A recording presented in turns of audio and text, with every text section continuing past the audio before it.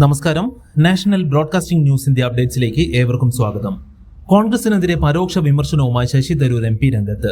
Trump Mamdani കൂടിക്കാഴ്ചയുടെ ദൃശ്യങ്ങൾ പങ്കുവച്ചാണ് ഒളിയമ്പ്. ജനാധിപത്യം ഇങ്ങനെയാണ് പ്രവർത്തിക്കേണ്ടതെന്നും തരൂർ കുറിച്ചു.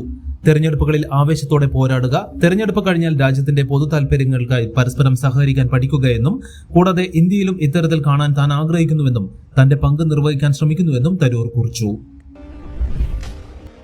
ശബരിമല സ്വർണ്ണക്കൊള്ളക്കേസിൽ തുടർ അറസ്റ്റിലേക്ക് ഉടൻ കടക്കാൻ SIT. തിരുവിതാംകൂർ ദേവസ്വം ബോർഡ് മുൻ അംഗങ്ങളായ KP ശങ്കർദാസും N വിജയകുമാറും നിരീക്ഷണത്തിലാണ്.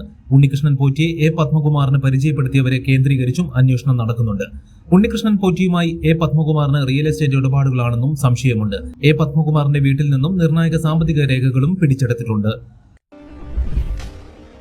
കണ്ണൂർ മലപ്പട്ടത്തും കണ്ണപുരത്തും LDF സ്ഥാനാർത്ഥിക്ക് എതിരില്ലാത്ത വിജയം. കണ്ണൂർ മലപ്പട്ടം കോവുന്തലയിലെ UDF സ്ഥാനാർത്ഥിയുടെ പത്രിക തള്ളി. UDF സ്ഥാനാർത്ഥിയുടെ ഒപ്പ് വ്യാജമായിരുന്നു. അതിനെ തുടർന്ന് LDF സ്ഥാനാർത്ഥി MV ഷിഗിന് വിജയിച്ചു. കണ്ണപുരത്തും UDF പത്രിക തള്ളപ്പെട്ടിട്ടുണ്ട്. സംസ്ഥാനത്ത് ഒരിടവേളയ്ക്ക് ശേഷം തുലാവർഷം വീണ്ടും സജീവമാകുന്നു. അടുത്ത 5 ദിവസം സംസ്ഥാനത്ത് ശക്തമായ മഴ തുടരാൻ സാധ്യതയെന്ന് കേന്ദ്ര കാലാവസ്ഥാ വകുപ്പിന്റെ മുന്നറിയിപ്പ്. തെക്കൻ കേരളത്തിലും മധ്യ കേരളത്തിലും മഴ കനത്തേക്കും.